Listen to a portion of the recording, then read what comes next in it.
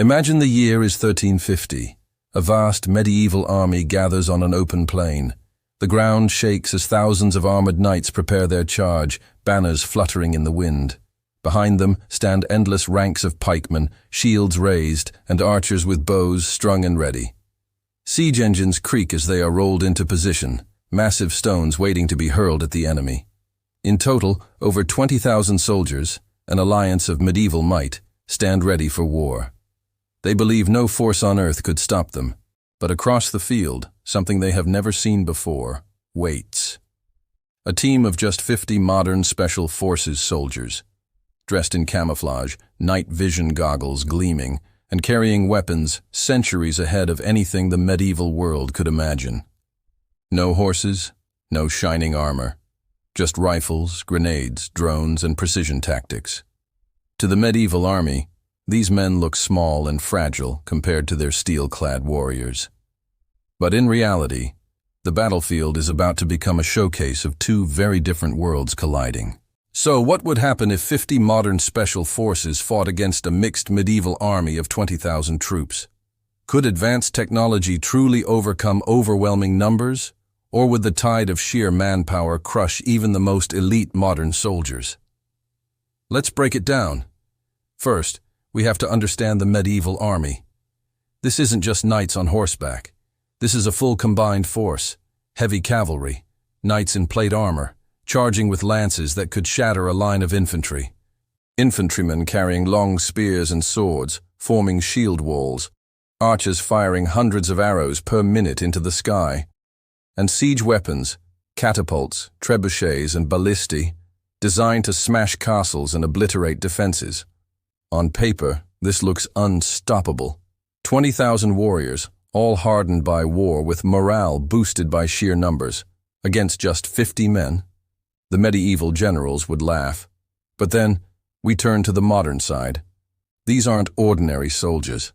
They are elite operators trained for precision warfare. Each one carries an assault rifle capable of firing hundreds of rounds per minute, accurate at distances medieval archers could only dream of. They have grenades and explosives that can wipe out groups in seconds, sniper rifles that can eliminate key targets from over a kilometer away, and perhaps most importantly, drones flying silently overhead, feeding real-time intelligence. The medieval commander wouldn't even understand what he's facing. To him, these weapons would seem like sorcery. But the question isn't just about firepower, it's about endurance.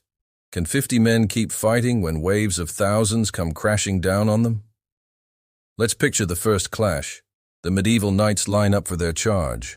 Horns sound across the battlefield, and the ground trembles under the hooves of hundreds of armored horses. The sight alone is terrifying, an unstoppable wall of steel thundering forward.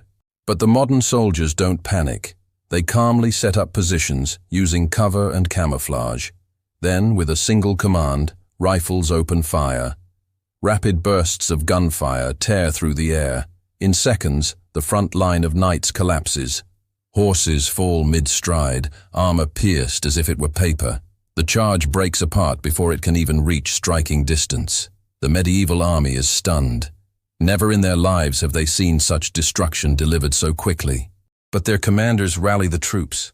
Archers step forward, thousands of arrows launched into the sky, raining down in a deadly storm. In medieval battles, this tactic could devastate enemy forces. But against modern gear, it's almost useless. The soldiers are wearing body armor that stops arrows. They spread out, minimizing casualties, and in response, they unleash machine gun fire. Entire ranks of archers fall in seconds. Now panic begins to spread. Pikemen and infantry charge forward, screaming war cries, hoping their sheer numbers can overwhelm. But here's where modern tactics shine. Grenades and explosives rip through tight formations. A single grenade can do the work of a catapult. Automatic rifles mow down waves before they can get close. The medieval army tries to use its siege weapons. Catapults launch massive stones into the air, crashing into the ground near the modern soldiers. But accuracy is terrible. The soldiers, watching from drones, move before the stones even land. In return, a few rockets and explosives destroy the catapults in minutes. By now, the battlefield is a nightmare for the medieval army.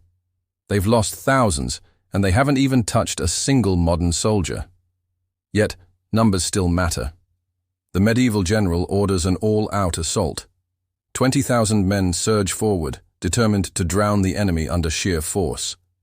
And here, the modern soldiers face their greatest challenge. Ammo is limited.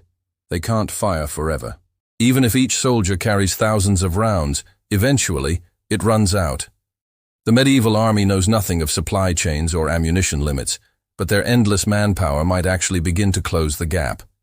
If the special forces don't retreat or resupply, eventually the sheer mass of bodies would surround them.